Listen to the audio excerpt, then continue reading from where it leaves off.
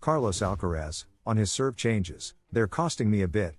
The Spaniard assessed his first match at the Australian Open and also explained why he decided not to play preparation tournaments for the Grand Slam. Carlos Alcaraz began his journey at the Australian Open with a very comfortable victory over the Russian-born Kazakh Alexander Shevchenko.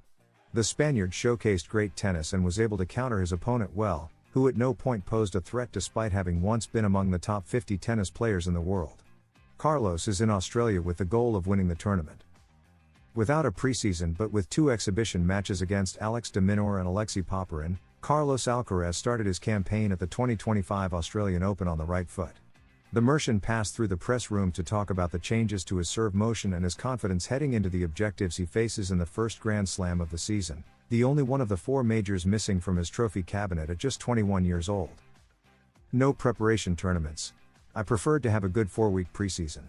We don't have much time in December to have a long preseason. You have to think about whether to attend a 250 event, the United Cup. Figure out what's best for you. I chose not to come. I think I'm at an age where I need several weeks to be ready. The season will be long, so you have to be in good shape, and that's why I decided not to play official tournaments before the Grand Slam. I played at a good level. You never know how the first match of the year will go, but I was confident it would go well. Still, I want to play better in the next round. On moments when he's not at his best. In the second set, Carlos had some games where his level dropped. It's something I'm working on. When I play well, I'm happy, but when I notice I'm falling off, I try to think about getting back to my best and staying focused because my good level will come back. I try not to get angry and regain my rhythm. That's what I tried to do during the second set.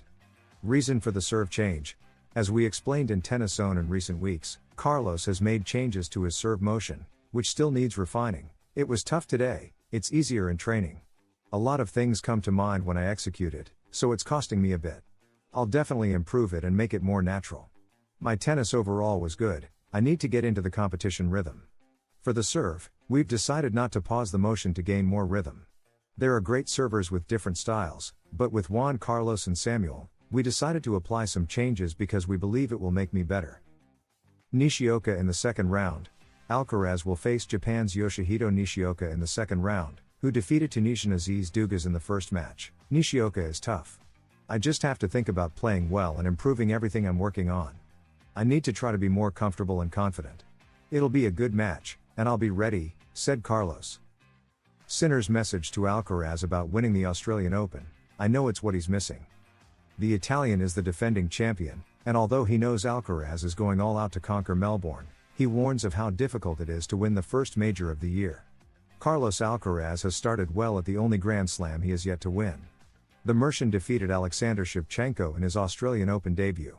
The final score of Carlos's first round match was 6-1, 7-5, and 6-1. Alcaraz approaches this tournament knowing he can make history by becoming the youngest player to win all 4 Grand Slams. In fact, if he doesn't achieve it this year, he'll still have one last chance at the 2025 edition. Carlos is eager to win this title no matter what, and his top rivals are well aware of it. Jannik Sinner, the world's #1 player and Alcaraz's main opponent in Australia, analyzed the first major of the year in statements to ESPN. The Italian is aware that Carlos will give it his all to secure the Grand Slam he's missing. I know what he's missing to complete the career Grand Slam, but many others want to win here too, so we'll see. 2 weeks are very long, you have to stay as positive as possible in tough moments. There's a lot of work to do from the first ball to the last, so good luck with that, acknowledged Sinner. The Italian also won his first round match in the tournament. Jannik defeated Nicolas Jarry with a result of 7-6, 7-6, and 6-1 in a match that was tougher than expected for Sinner, especially in the first sets. Tristan Schoolkate will be his second round opponent. The historic record Carlos Alcaraz could break at the Australian Open, it would be incredible. Former tennis player Barbershit analyzes the possibility of the Mercian becoming the youngest player in history to win all 4 Grand Slams. Sinner, Djokovic, and company will try to prevent Carlitos from claiming his 4th major. Carlos Alcaraz is already in the second round of the Australian Open. The Mercian defeated Alexander Shevchenko comfortably, 6-1, 7-5, and 6-1. With this victory, Alcaraz takes a firm step towards the only major he has yet to win, which, if achieved, would secure him a place in the history books. If Carlos is crowned in Melbourne, he'll become the youngest player to win all 4 Grand Slams. The tennis world is aware of the feat Alcaraz could achieve, and some personalities are already predicting the magnitude of such an accomplishment. Barbara Schitt, a former professional player, analyzes the possibility of the world number 3 claiming his 4th major. He'll complete the 4 Grand Slams at just 21 years old, and that would be incredible. He's never played his best tennis at the Australian Open, but I'm sure he'll focus on doing well there this year. His physicality and athleticism make him a tough opponent for anyone. Alcaraz could even win the Australian Open, making him the youngest player to win all 4 Grand Slams. He's made some changes to his team, so it will be interesting to see what impact that has on his game, says the Austrian. Schitt sees some similarities between the rivalry of Jannik Sinner and Alcaraz and that of the Big Three. It's early, but Alcaraz and Sinner seem destined to become great rivals. We could see a rivalry like the Big Three, Novak Djokovic, Rafa Nadal, and Roger Federer, in 5 to 10 years. Zverev, currently ranked number 2, is also determined to win a Grand Slam, and Taylor Fritz is playing great tennis. There's a lot of depth, with young talents like Mensik and veterans like Korda, Tsitsipas, and Berrettini still in the mix. It's an exciting time. Concludes Barbara in statements to Eurosport. Carlos Alcaraz began his 4th attempt to conquer the Australian Open, which you can watch on Eurosport and Max, and achieve the career slam at just 21 years old. To accomplish this, the Spaniard opted for a striking new look, a sleeveless shirt paired with bright yellow shoes. New year, new look.